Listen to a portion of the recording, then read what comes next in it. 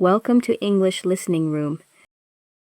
Convinced as Elizabeth now was that Miss Bingley's dislike of her had originated in jealousy, she could not help feeling how unwelcome her appearance at Pemberley must be to her, and was curious to know with how much civility on that lady's side the acquaintance would now be renewed. On reaching the house, they were shown through the hall into the saloon, whose northern aspect rendered it delightful for summer.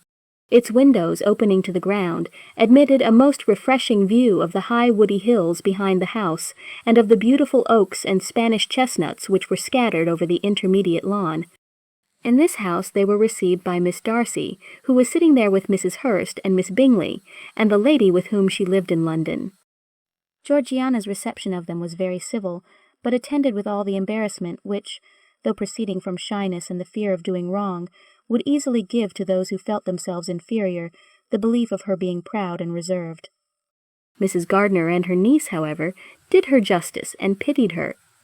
By Mrs. Hurst and Miss Bingley they were noticed only by a curtsy, and, on their being seated, a pause, awkward as such pauses must always be, succeeded for a few moments. It was first broken by Mrs. Annesley, a genteel, agreeable-looking woman, whose endeavour to introduce some kind of discourse proved her to be more truly well-bred than either of the others, and between her and Mrs. Gardiner, with occasional help from Elizabeth, the conversation was carried on. Miss Darcy looked as if she wished for courage enough to join in it, and sometimes did venture a short sentence when there was least danger of its being heard. Elizabeth soon saw that she was herself closely watched by Miss Bingley, and that she could not speak a word, especially to Miss Darcy, without calling her attention. This observation would not have prevented her from trying to talk to the latter, had they not been seated at an inconvenient distance, but she was not sorry to be spared the necessity of saying much. Her own thoughts were employing her. She expected every moment that some of the gentlemen would enter the room.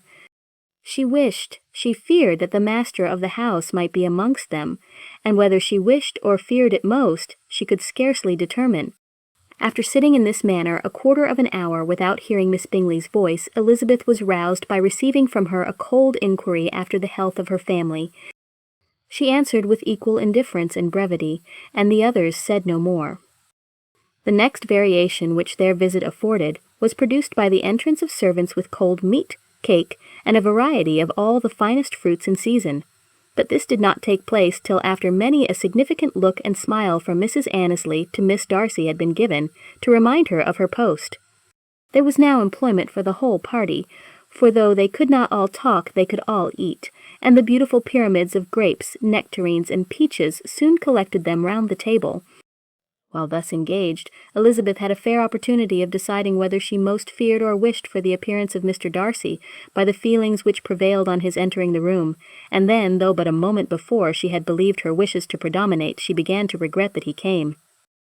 He had been some time with Mr. Gardiner, who, with 2 or 3 other gentlemen from the house, was engaged by the river, and had left him only on learning that the ladies of the family intended a visit to Georgiana that morning. No sooner did he appear than Elizabeth wisely resolved to be perfectly easy and unembarrassed, a resolution the more necessary to be made, but perhaps not the more easily kept, because she saw that the suspicions of the whole party were awakened against them, and that there was scarcely an eye which did not watch his behaviour when he first came into the room.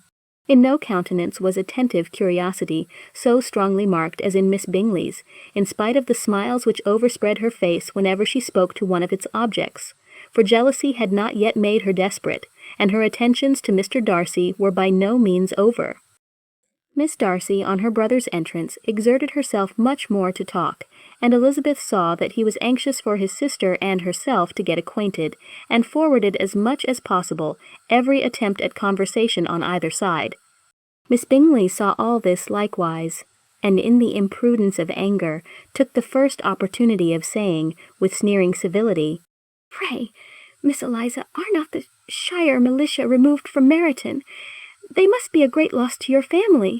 In Darcy's presence she dared not mention Wickham's name, but Elizabeth instantly comprehended that he was uppermost in her thoughts, and the various recollections connected with him gave her a moment's distress.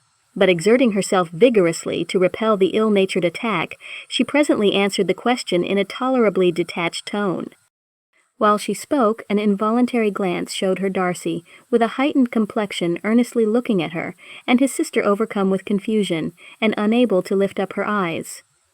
Had Miss Bingley known what pain she was then giving her beloved friend, she undoubtedly would have refrained from the hint, but she had merely intended to discompose Elizabeth by bringing forward the idea of a man to whom she believed her partial, to make her betray a sensibility which might injure her in Darcy's opinion, and perhaps to remind the latter of all the follies and absurdities by which some part of her family were connected with that corps. Not a syllable had ever reached her of Miss Darcy's meditated elopement. To no creature had it been revealed, where secrecy was possible, except to Elizabeth, and from all Bingley's connections her brother was particularly anxious to conceal it, from the very wish which Elizabeth had long ago attributed to him of their becoming hereafter her own. He had certainly formed such a plan, and without meaning that it should affect his endeavour to separate him from Miss Bennet, it is probable that it might add something to his lively concern for the welfare of his friend. Elizabeth's collected behaviour, however, soon quieted his emotion, and as Miss Bingley, vexed and disappointed, dared not approach nearer to Wickham, Georgiana also recovered in time, though not enough to be able to speak any more. Her brother, whose eye she feared to meet, scarcely recollected her interest in the affair, and the very circumstance which had been designed to turn his thoughts from Elizabeth seemed to have fixed them on her more and more cheerfully. Their visit did not continue long after the question and answer above mentioned, and while Mr. Darcy was attending them to their carriage, Miss Bingley was venting her feelings in criticisms on Elizabeth's person, behaviour, and dress. But Georgiana would not join her. Her brother's recommendation was enough to ensure her favour. His judgment could not err, and he had spoken in such terms of Elizabeth as to leave Georgiana without the power of finding her otherwise than lovely and amiable. When Darcy returned to the saloon, Miss Bingley could not help repeating to him some part of what she had been saying to his sister. "How very ill Miss Eliza Bennet looks this morning, Mr. Darcy," she cried. "I never in my life saw anyone so much altered as she is since the winter. She is grown so brown and coarse. Louisa and I were agreeing that we should not have known her again." However little Mr. Darcy might have liked such an address, he contented himself with coolly replying that he perceived no other alteration than her being rather tanned, no miraculous consequence of travelling in the summer. "For my own part," she rejoined, "I must confess that I never could see any beauty in her. Her face is too thin, her complexion has no brilliancy, and her features are not at all handsome. Her nose wants character. There is nothing marked in its lines. Her teeth are tolerable, but not out of the common way, and as for her eyes, which have sometimes been called so fine, I could never see anything extraordinary in them. They have a sharp, shrewish look which I do not like at all, and in her air altogether there is a self-sufficiency without fashion, which is intolerable." Persuaded as Miss Bingley was that Darcy admired Elizabeth, this was not the best method of recommending herself, but angry people are not always wise, and in seeing him at last look somewhat nettled, she had all the success she expected.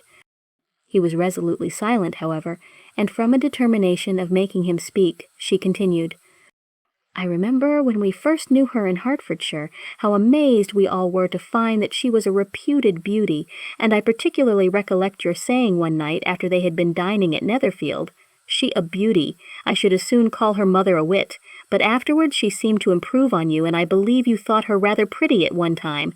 "Yes," replied Darcy, who could contain himself no longer, "but that was only when I first saw her, for it is many months since I have considered her as one of the handsomest women of my acquaintance."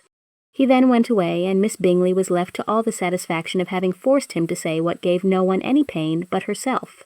Mrs. Gardiner and Elizabeth talked of all that had occurred during their visit, as they returned, except what had particularly interested them both. The look and behaviour of everybody they had seen were discussed, except of the person who had mostly engaged their attention, for they talked of his sister, his friends, his house, his fruit, of everything but himself. Yet Elizabeth was longing to know what Mrs. Gardiner thought of him, and Mrs. Gardiner would have been highly gratified by her niece's beginning the subject.